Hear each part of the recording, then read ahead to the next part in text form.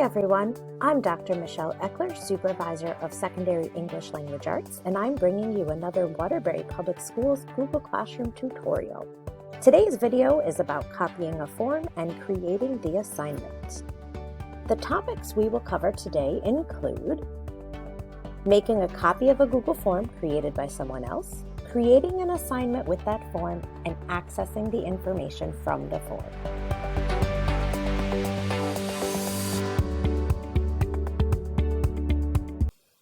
There are two reasons that you may want to use a Google form in your Google Classroom.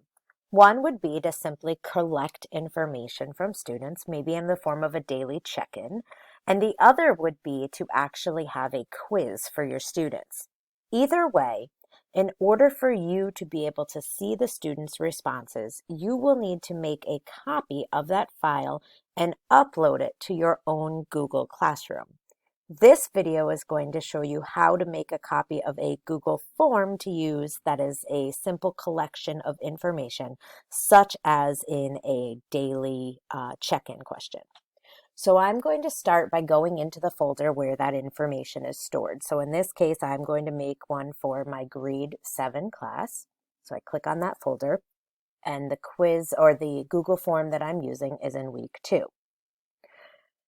Now, when you log into this folder is not going to have materials that are owned by you in Google. They're going to be owned by someone else, and you're not going to have edit access to them. But that's okay. It's very simple for you to fix that. So I'm going to use this sample one here because I do not own it and I do not have edit access to it. I'm going to right-click it, and I'm going to click Make a Copy. Once I do this, it will make a copy of this file that will then be owned by me, and I can make modifications and changes to it as I need to.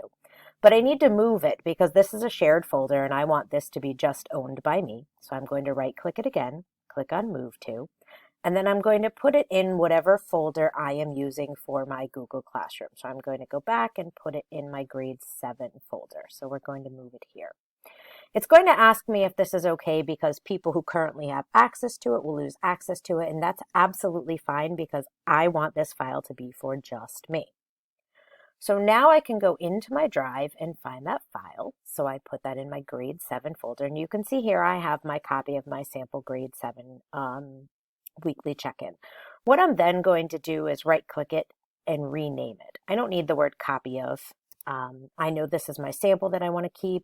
You probably can just remove copy of and it'll have the name of the file as it is. So I'm going to click OK. And then I'm going to go to my Google Classroom. And you can always, whenever you're in Google, get to your Google Classroom by clicking on the 9 dots and then clicking on Classroom. Once you're in your Google Classes, you're going to click on the class that you want to add this form to.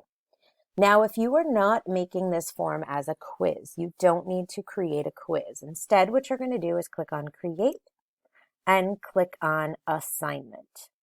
You can then go ahead and give it a name. So this is our daily, or we'll call this is actually a weekly check-in.